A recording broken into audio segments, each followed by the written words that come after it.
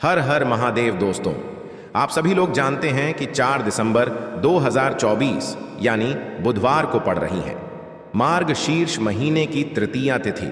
और दोस्तों, यह वह तृतीया तिथि है जो मार्ग शीर्ष महीने में पड़ने वाली बुधवार तृतीया तिथि है, क्योंकि यह मार्ग शीर्ष महीने में पड़ने वाली है और इसका बहुत ही बड़ा और विशेष महत्व होता है। पूज्य गुरु जी ने कहा है कि अगर कभी भी मौका लग जाए और मार्ग शीर्ष महीने की तृतीया तिथि को पड़ जाए तो आप लोगों को 11 चावल के दाने का उपाय तो अवश्य ही करना चाहिए। इन दोनों का संयोग बहुत ही कम आता है। इसी के साथ में गुरु जी ने अपनी शिव पुराण कथा में बताया है कि इस दिन आपको 11 चावल के दाने का उपाय तो आपको अवश्य ही करना चाहिए, क्योंकि ऐसा दिन पूरे साल में सिर्फ एक ही बार आता है। और दोस्तों, आप सभी लोग जानते हो कि बुधवार का अगर सबसे बड़ा कोई उपाय है तो वह 11 चावल के दाने वाला उपाय है। तो दोस्तों, इस बुधवार तृतीया तिथि के दिन आप लोगों को इस 11 चावल के दाने वाला उपाय को जरूर करना है। बहुत सारे लोग होंगे जिन लोगों ने इस उपाय को ना किया हो, मतलब पूरा साल निकल गया, उन्होंने किसी भी दिन इस 11 चावल के दाने वाला उपाय को ना किया हो।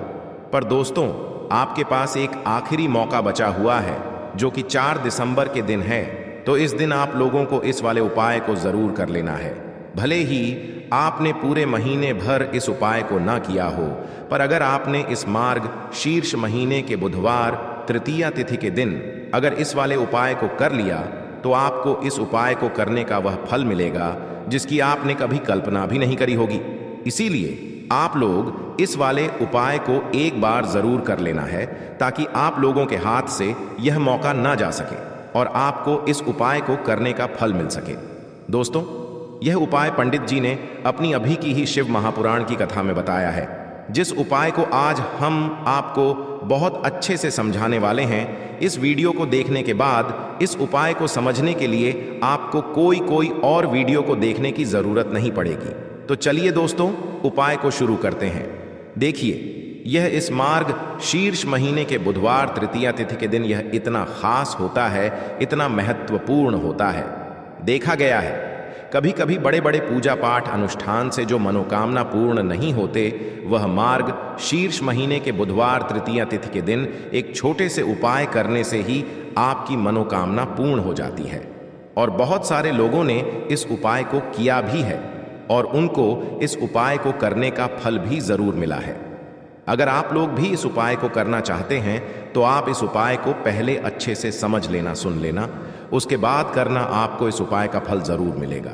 और इस उपाय को कर लेने से आपके घर में चाहे किसी भी प्रकार की दुख और समस्या क्यों न चल रही हो, आपको उसका कारण भी नहीं पता है कि भाई यह समस्या किस कारण से चल रही है। उसका कुछ भी कारण हो सकता है, जैसे से पितृदोष हो सकता है या किसी भी तरह का मंगल दोष भी हो सकता है। तो इस दिन आप लोगों को यह वाला उपाय कर लेना है। यह एक ऐसा उपाय है जिस उपाय को अगर किसी विशेष दिन पर किया जाए तो भाई उस विशेष दिन का जो है वह तो हमें मिलता ही मिलता है।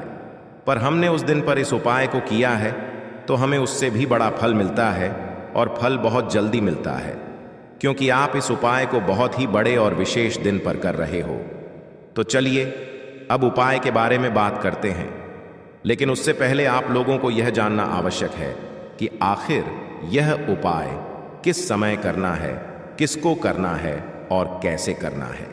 तो चलिए हम आगे आपको वीडियो में एक एक करके बता देते हैं। लेकिन उससे पहले, अगर आप लोग हमारे चैनल पर पहली बार आए हैं या फिर मेरी आवाज़ आज पहली बार सुन रहे हैं तो हमारे चैनल को सब्सक्राइब ज़रूर कर लेना और इस वीडियो को लाइक करके कमेंट बॉक्स में ओम नमः शिवाय ज़रूर टाइप कर देना। तो दोस्तों, इस 11 चावल के दाने वाला उपाय को हमें इस बुधवार तृतीया तिथि के दिन कैसे करना है, किसको करना है, किस समय करना है और कहां पर करना है, ये सारे सवालों के जवाब आपको इस वीडियो में मिल जाएंगे। और जो यह वीडियो देखेगा भाई, उसको 11 चावल के दाने वाला उपाय ज़रूर करना चाहिए, क्योंकि इस दिन 11 चावल के दाने का भी बहुत ही बड़ा और विशेष महत्व होता है। और जब बात आ जाए हल्दी की तो यह सोने पर सुहागा वाली बात हो जाती है और यह एक बहुत ही बड़ा उपाय हो जाता है इस बुधवार तृतीया तिथि का। तो अब दोस्तों, इस 11 चावल के दाने वाला उपाय को आखिर करना किसको है? सबसे पहले हम लोग वह बात जान लेते हैं। तो देखो, घर की जो बड़ी माताएं बहनें होती हैं, उन माताओं बहनों में से कोई भी एक बड़ी माता बहन इस वाले उपाय को कर सकती है। और दोस्तों, अगर आप चाहे तो अपने घर में से सभी सदस्यों को भी इस उपाय को करवा सकते हैं। अगर किसी व्यक्ति की खुद की कोई मनोकामना है, खुद की कोई दुख और परेशानी है जो कि वह अपने लिए ही करना चाहता है, इस वाले उपाय को तो वह खुद अपने लिए भी कर सकता है। बाकी अगर कोई घर में से ऐसा है जो कि अपने पूरे घर परिवार की सुख और शांति के लिए यह वाला उपाय करना चाहता है, तो भाई वह भी कर सकता है। उसमें भी कोई दिक्कत वाली बात नहीं है। कहने का मतलब यह है कि इस उपाय को हर एक सदस्य भी कर सकता है और पूरे घर परिवार के सदस्य के लिए घर की बड़ी माताओं बहनों में से कोई एक माता बहन भी कर सकती है। माताएं बहनें अगर घर में उपस्थित ना हो या वह यह वाला उपाय ना कर पा रही हो, तो फिर घर का कोई बड़ा सदस्य भी इस 11 चावल के दाने वाला उपाय को कर सकता है, चाहे फिर वह पुरुष ही क्यों ना हो। उसमें कोई भी दिक्कत वाली बात नहीं है। अब दोस्तों, जो अगला प्रश्न निकल कर आता है वह यह आता है इस उपाय को लेकर कि आखिर इस उपाय को हमें किस समय करना है, सुबह के समय करना है कि शाम के समय करना है। तो देखो, इस वाले उपाय को आप लोग सुबह के समय भी कर सकते हो और शाम के समय प्रदोष काल में भी कर सकते हो। अब अगर आप पूछो कि भाई सबसे उत्तम समय कौन सा रहेगा इस 11 चावल के दाने वाला उपाय को करने का, तो हम आपसे बस यही कहेंगे कि इस उपाय को आप सुबह के समय करेंगे तो ज्यादा बेहतर होगा। बाकी अगर प्रदोष काल शाम के समय भी करेंगे तो भी अच्छा होगा, उसमें कोई भी दिक्कत वाली बात नहीं है। तो अब दोस्तों, जो अगली सबसे बड़ी और महत्वपूर्ण बात आती है वह यह आती है कि सुबह अगर हम उपाय को करेंगे तो हमें कितने बजे से लेकर कितने बजे तक के बीच में करना है, और शाम के समय प्रदोष काल में करेंगे तो हमें कितने बजे से लेकर कितने बजे के बीच में करना है। तो देखो, सुबह जितनी जल्दी हो सके आप उपाय को करने की कोशिश करना। बाकी अगर किसी कारणवश लेट भी हो जाओ, थोड़ी देर भी हो जाए, तो 10 या 11 बजे तक भी आप उपाय कर लेना, पर 12 बजे से ज्यादा देरी ना हो, ठीक है? इस बात का ध्यान रखना।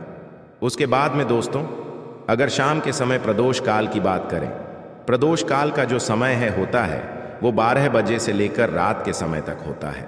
शाम के 6 बजे से शुरू हो जाता है, मतलब शाम के 6 बजे से लेकर 7 बजे के बीच का जो समय होता है, ये समय प्रदोष काल का समय होता है। तो आप इस उपाय को 7 या 8 बजे के बीच में भी कर सकते हो, मतलब शाम के 6 बजे से रात 8 बजे के बीच में आप कभी भी इस वाले उपाय को कर सकते हो, उसमें कोई भी दिक्कत वाली बात नहीं है।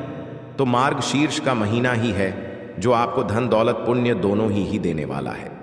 मार्ग शीर्ष के महीने में तुलसी का पूजन करके, श्री हरि विष्णु से जुड़े हुए कुछ उपाय करके आप अपने जीवन की निर्धनता, धन से जुड़ी समस्याएं, कर्जे से जुड़ी समस्याओं को हमेशा के लिए दूर कर सकते हैं। तो यह वही महीना है जिस माह में भगवान विष्णु योग निद्रा से जागते हैं। भगवान विष्णु को तुलसी अति प्रिय है, इसलिए उनकी पूजा में भी विशेष रूप से हम तुलसी का उपयोग करते हैं। और बिना तुलसी दल के, बिना तुलसी मैया के श्री हरि विष्णु की पूजा और उनका भोग दोनों ही अधूरे होते हैं। इसीलिए मार्ग शीर्ष के महीने में ऐसा उपाय आपको बताने वाले हैं जिसे करने से श्री हरि विष्णु की असीम कृपा आपको मिलेगी और मां तुलसी से ऐसा आशीर्वाद मिलेगा। जीवन का हर दुख, हर कष्ट, गरीबी, निर्धनता, कर्जे से जुड़ी समस्याएं, सब कुछ ही आपके जीवन से दूर हो जाएगा और सुख, समृद्धि, धन, वैभव, ऐश्वर्य सब कुछ आपको अपने जीवन में आसानी से मिलने लगेगा। तो चलिए बात कर लेते हैं कि कौन सा उपाय है, तुलसी के पौधे में कौन सी चीज आपको रखनी है और इस उपाय को किस समय करना है। देखिए, सबसे पहले तो आपको बता दें कि अगर आपके घर में तुलसी का पौधा नहीं है तो मार्ग शीर्ष के महीने में एक तुलसी का पौधा अपने घर में लाकर जरूर लगाएं, क्योंकि मार्ग शीर्ष के महीने में जो लोग अपने घर में तुलसी जी का पौधा लाकर लगाते हैं, मां तुलसी का पूजन करते हैं, कभी भी मां तुलसी उनके घर में निर्धनता नहीं रुकने देती है। हमेशा उनके घर में धन की वृद्धि होती है, धन की वर्षा होती है। तो जरूर से तुलसी का पौधा आप मार्ग शीर्ष के महीने में अपने घर जरूर लेकर आएं और अच्छे से आपको माँ तुलसी का पूजन करना है। माँ तुलसी के पौधे की देखभाल करनी है। और वह कौन सी चीज है जो आपको तुलसी के पौधे में मार्ग शीर्ष के महीने 4 दिसंबर बुधवार तृतीया तिथि में रखना है। और कैसे यह चीज रखते ही रातों रात आपके जीवन में चमत्कार होगा और आपके भाग्य का भी आपको साथ मिलेगा। अब दोस्तों, यहां पर इस उपाय को लेकर एक और सबसे बड़ी बात यह निकल कर आती है कि इस 11 चावल के दानों को हमें लेना कहां से होता है और हमें इस उपाय को करने के साथ में क्या और कुछ भी सामग्री ऐसी होती है जो शिव जी के मंदिर लेकर जानी पड़ी रहती है। तो देखो, यहां पर हम आपको बता दें। सबसे पहले आप लोग यह जान लो कि यह जो 11 चावल के दाने वाला उपाय है, सिर्फ और सिर्फ आप उपाय की सामग्री लेकर कभी भी शिव जी के मंदिर मत जाना, क्योंकि हमें भगवान के सामने यह नहीं दर्शा है कि अगर हम भगवान शिव जी के मंदिर आए हैं तो अपने फायदे के लिए आए हैं। तो इसलिए जो भी पूजन सामग्री है, उपाय सामग्री है, 11 चावल के दाने, इसके साथ में आपको पूजन सामग्री भी जरूर लेकर जाना है। देखो, अगर सुबह के समय उपाय कर रहे हो तो सीधी सी बात है, 1 लोटा जल तो आप लेकर जाओगे ही जाओगे। वही 1 लोटा जल अगर मिट्टी का जल हो तो बहुत अच्छा रहेगा। मिट्टी का जल कैसे बनाया जाता है, इसके लिए हमने पहले से बहुत सारी वीडियोस बना दी है आपके पास। इस दिन एक आखिरी मौका रहेगा मिट्टी का जल शिव जी पर चढ़ाने का और उपाय को करने का। बहुत बड़ा आपको इस दिन फल मिलेगा। तो इसलिए इस दिन हो सके तो भाई मिट्टी का जल चढ़ाना, तो अपने साथ में कम से कम 1 लोटा जल तो आपको लेकर जाना ही जाना है। अगर मिट्टी का जल नहीं है तो घर का जल भी आप इस्तेमाल कर सकते हो। इसके अलावा जो भी पूजन सामग्री है, देखो 11 चावल के दाने यह अलग आपके रहेंगे और जो आपकी पूजन सामग्री रहेगी वह अलग रहेगी। पूजन सामग्री में आप जो भी चीज लेकर जाना चाहे वह लेकर जा सकते हैं, उसमें कोई भी दिक्कत वाली बात नहीं है। वहीं अगर हम बात करें शाम के की, तो शाम के समय शिव जी पर जल नहीं चढ़ता है, इसीलिए शाम के समय आप लोग एक दीपक तैयार कर लें जो कि गोल बत्ती का, आटे का, शुद्ध देसी गाय का घी का होगा। है ना, इस बात का आप लोगों को ध्यान रखना है। और इस दीपक को आपको घर से जलाकर नहीं लेकर जाना है, भगवान शिव जी के मंदिर में जाकर ही जलाना है। इस बात का भी आप लोगों को ध्यान रखना है।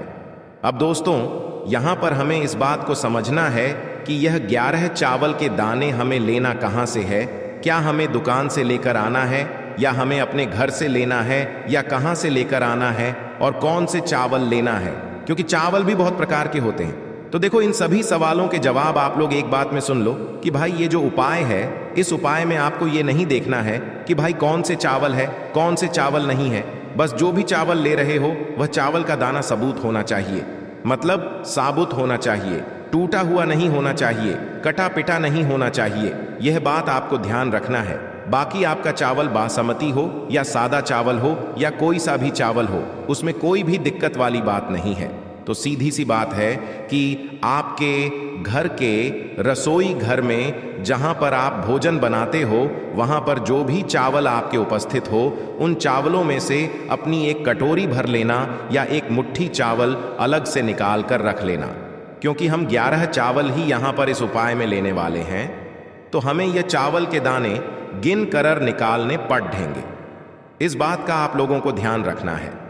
तो अपने उस चावल की कटोरी में से या चावल में से 11 ऐसे चावल के दाने आप लोग निकाल लो जो कि टूटे हुए ना हो, कटे पिटे ना हो, जिनमें कोई दाग ना लगा हुआ हो, है ना अच्छे साबुत चावल के दाने 11 दाने आप लोग निकाल कर रख लो और इन्हें किसी भी एक कागज की पुड़िया में या किसी एक छोटी सी कटोरी में आप लोग रख लो ताकि यह सुरक्षित रहे। आपके एक भी चावल का दाना इधर उधर ना हो और आपका उपाय भी पूरा अच्छे से हो जाए। तो भाई, जैसे ही आपका उपाय की जो सामग्री है, 11 चावल के दाने ये तैयार हो जाते हैं, उसके बाद मैं आपको जो भी अपनी पूजन सामग्री है सुबह के समय कर रहे हो, तो 1 लोटा जल या पूजन सामग्री जो लेकर जाना चाहो उसकी भी तैयारी कर लेना। और शाम के समय जा रहे हो तो भाई अपना जो दीपक है उसे तैयार कर लेना, ठीक है। और उपाय को करते समय शुद्धता का विशेष रूप से ध्यान रखना, ठीक है। सुबह सुबह स्नान करने के बाद ही उपाय को करने की आप लोग तैयारी करना। उसके बाद अगर शाम के समय की बात करें तो शाम के समय आपको स्नान करने की जरूरत नहीं है, पर शुद्धता का ध्यान रखना है। आपको स्नान तो नहीं करेंगे, आप हाथ मुंह धोकर भी इस वाले उपाय को शाम के समय प्रदोष काल में कर सकते हैं। इसमें कोई दिक्कत वाली बात नहीं है। तो आप अपने उपाय की पूरी सामग्री तैयार करके आपके पास ही में जो आपका शिव मंदिर हो वहां पर पहुंच जाइए। सबसे पहले शिव मंदिर में जाकर आप लोगों को उपाय नहीं करना है, पहले भगवान के दर्शन करना है, भगवान से आशीर्वाद प्राप्त करना है, फिर शिव जी की शिवलिंग के पास में आना है। शिवलिंग के पास में आने के बाद आप जो पूजन सामग्री लेकर आए हुए हैं, जैसे कि सुबह गए हुए होंगे तो एक लोटा जल और जो भी पूजन सामग्री लेकर आए हैं आप उनसे भगवान शिव जी की पूजन कीजिए। सबसे पहले तो एक लोटा जल ही चढ़ेगा, उसके बाद में आपकी पूजन सामग्री चढ़ेगी। उसके बाद में अगर दोस्तों शाम के समय अगर आप इस उपाय को कर रहे हो तो अपने साथ में कम से कम एक जो दीपक है गोल बाती का जो आप अपने साथ में लेकर गए हो, उस दीपक को मंदिर में जाकर अपनी माचिस से जलाना है और उस दीपक को शिवलिंग के पास में रखना है। ठीक है, इस दीपक को रखने के बाद ही आप लोगों को अपना यह वाला उपाय शुरू करना है और दीपक को ज्यादा पास में मत रखना, वैसे भी गर्मी पड़ रही है। भगवान शिव जी को आंच नहीं लगनी चाहिए, है ना। तो भाई जैसे ही आपकी पूजा अर्चना हो जाती है आप भगवान शिव जी को प्रसन्न कर लेते हैं। उसके बाद में शिवलिंग के पास ही में आप कहीं पर बैठ जाइए, सामने या आसपास जिस जगह पर आपको बैठना हो वहां पर बैठ जाइए और अपने वह 11 चावल के दाने अपने सामने निकाल कर रख लीजिए, क्योंकि अब यहाँ पर उपाय को यहाँ पर करने की आपको तैयारी करना है। और इस तरीके से जब आप उपाय करेंगे, पूजन सामग्री करने के बाद, पूजन अर्चना करने के बाद, तो आपको उपाय का फल बहुत जल्दी और बहुत बड़ा होकर मिलेगा। तो अपने 11 चावल के दाने अपने सामने निकाल कर रख लेना। और यह जो उपाय है यह आपकी सीधे हाथ की हथेली से होगा, इसलिए इस बात का भी विशेष रूप से ध्यान रखना है। तो सीधे हाथ की हथेली का प्रयोग करके ही आप लोग अपना इस वाले उपाय को करना। पे अपने सामने जो भी आपकी कागज की पुड़िया है उसको खोल कर रख लो, या कटोरी है तो भाई उसे अपने सामने रख लो और अपने वह 11 चावल के दाने निकाल लो। ठीक है, उसके बाद में दोस्तों अब आपको क्या करना है कि शिवलिंग आपके सामने होगी तो आपने वह 11 चावल के दाने एक एक करके आपको शिव जी के शिवलिंग के ऊपर चढ़ाना है। कहां पर चढ़ाना है? शिवलिंग के ऊपर चढ़ाना है और कहीं पर भी नहीं चढ़ाना है। आपको अपने हथेली से तो शिवलिंग के ऊपर चढ़ना है, भले ही फिर वह अपने आप जलाधारी पर गिर जाए या मतलब वहीं पर गिर जाए, उसमें कोई दिक्कत वाली बात नहीं है, पर आप चढ़ाओ शिवलिंग के ऊपर ही। तो आपको क्या करना है, अपना पहला चावल का दाना उठाना है, श्री शिवाय नमस्तुभ्यम ना है और शिवलिंग पर चढ़ देना है। इसी तरीके से दूसरा चावल का दाना उठा है, शिवलिंग पर चढ़ना है और मंत्र बोल देना है, और फिर तीसरा चावल का दाना उठाना है, श्री शिवाय नमस्तुभ्यम बोलना है और चढ़ देना है। इसी प्रकार से आपको पूरे 11 चावल के दाने एक एक करके शिव जी के शिवलिंग के ऊपर चढ़ाना है और भगवान से प्रार्थना करते जाना है। मतलब प्रार्थना तो आपको आखिरी में करना है, पर हर एक चावल के दाने को चढ़ाते समय श्री शिवाय जरूर बोलना है। उसके बाद ही मैं यह चावल का दाना शिवलिंग के ऊपर आपको चढ़ाना है। जैसे ही आपके 11 चावल के दाने शिवलिंग के ऊपर 4 हैंच जाते हैं तो भाई उसके बाद में आपको क्या करना है, भगवान से अपनी मनोकामना बोलना है। मनोकामना भी कब बोलना है? जब आपका 11 चावल का दाना आपके सीधे हाथ की हथेली में हो और आप उसे छड़ने के लिए जा रहे हो। श्री शिवाय नमस्तुभयम बोलकर उस आखिरी चावल के दाने को शिवलिंग के ऊपर चढ़ा देना और भगवान से फिर अपनी वह मनोकामना बोल देना, जिस मनोकामना के लिए आप लोग अपना यह वाला उपाय कर रहे हो, जिस भी दुख और परेशानी के लिए आप लोग अपना यह वाला उपाय कर रहे हो। उसके बाद में जैसे ही आप अपनी मनोकामना बोल देते हो, आपका यह वाला उपाय पूरा हो जाता है। पर दोस्तों, उपाय को करने के बाद आप लोगों को 2 मिनट भगवान शिव जी के मंत्र का जाप जरूर करना है, और मंत्र का जाप 2 मिनट करने के बाद भगवान से एक और बार प्रार्थना करना है अपनी मनोकामना के लिए, या अपनी जो भी दुख और परेशानी है उसके लिए। इसके बाद में आप लोग भगवान को देखकर, भगवान से प्रार्थना करके, उनसे आशीर्वाद लेकर वहां से उठ सकते हैं और अपने घर पर जा सकते हैं। बस दोस्तों, यहाँ पर यह वाला उपाय पूरा हो जाता है। इस तरीके से जो भी व्यक्ति छोटी छोटी चीज़ों का ध्यान रखते हुए इस 11 चावल के दाने वाले उपाय को करेगा, निश्चित सी बात है उसे उसकी मनोकामना जल्द ही पूर्ण होगी, और जो भी दुख और परेशानी है वह भी और भगवान शिव से बोल देना है। और जब भी आप मंदिर से बाहर निकलेंगे तो मंदिर की चौखट के बाएं तरफ आप जो एक दीपक लेकर के आए थे, उस दीपक को आपको मंदिर के बाएं तरफ प्रज्वलित करना है। दीपक को प्रज्वलित करने के बाद आपके पास जो अंतिम शम पत्र बचा हुआ था, मंदिर की जो चौखट है जहां आपने दीपक प्रज्वलित किया है, उसी के पास में वह अंतिम मी पत्र भी आपको रख देना है। गुरुजी ने कहा, इस उपाय को करके देख लेना, आपकी जो भी मनोकामना होगी निश्चित रूप से महादेव की कृपा से परिपूर्ण अवश्य होगी। अब दोस्तों, हम जान लेते हैं तीसरे सबसे चमत्कारी और विषय विशेष उपाय के बारे में। देखिए, इस उपाय के माध्यम से आपके शरीर के जो भी रोग हैं, बीमारियां हैं, वह सभी समाप्त होने वाली हैं। देखिए, इस उपाय के लिए आपको मात्र एक लोटा शुद्ध जल लेना है, तांबे के पात्र के अंदर अपने घर से, और इसी के साथ में आपको 7 दुर्वा घास लेनी है। देखिए, दुर्वा घास आपके घर के आसपास जो कच्ची जमीन होती है, जो पार्क होता है, उसमें आसानी से मिल जाती है। तो आपको 7 हरी दुर्वा घास लेनी है। अब यह 7 हरी दुर्वा घास और एक लोटा जल लेकर के सीधे आपको पहुंच जाना है भगवान शिव के मंदिर में। देखिए, सबसे पहले तो इन 7 दुर्वा घास को आप एक बंडल के रूप में तैयार कर लेंगे। अब इससे दुर्वा घास के बंडल को सबसे पहले तो आपको भगवान शिव के शिवलिंग पर अर्पित करना है। दुर्वा घास की जो डंडी है वह जलाधारी की ओर रखनी है, और आपको हाटकेश्वर महादेव का मन में स्मरण करना है। इसके बाद आपके पास जो एक जल का पात्र है, उसे आपको धीरे धीरे शिवलिंग पर समर्पित करते जाना है, और लगातार आपको श्री शिवाय नमस्तु भयम इस मंत्र का जाप करते रहना है। अब दोस्तों, इस दुर्वा घास के बंडल को आपको शिवलिंग से उठाना है, और इस दुर्वा घास के बंडल को आपको माता अशोक सुंदरी वाले स्थान पर रखना है। देखिए, माता अशोक सुंदरी का स्थान जलाधारी के बिल्कुल बीच में होता है, तो उसी स्थान पर आपको दुर्वा घास का बंडल रखना है। अब दोस्तों, आपको यह दुर्वा घास माता शोक सुंदरी वाले स्थान से उठानी है, और इस दुर्वा घास को आपको भगवान श्री गणेश जी वाले स्थान पर रख देनी है। देखिए, जब भी आप गणेश जी वाले स्थान पर यह दुर्वा घास का बंडल समर्पित करेंगे, तब आपको अपना नाम और अपनी गोत्र को बोल देना है।